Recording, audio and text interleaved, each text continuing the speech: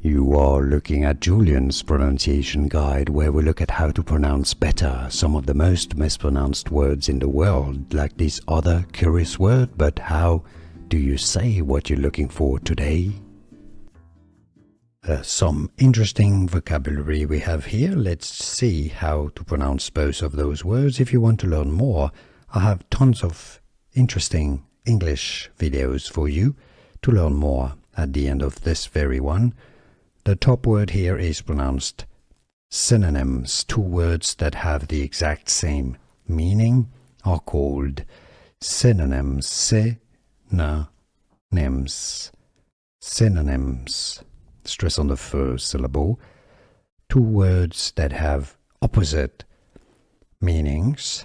So the opposite of synonyms is antonyms. Antonyms. Stress again on the first syllable.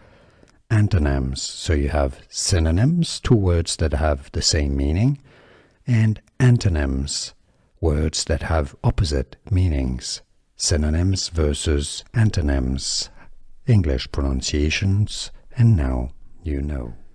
Here are more videos on how to pronounce more confusing words and names too many mispronounced. Like this video if you found it useful. I appreciate your support. I'll see you soon, and thanks for watching.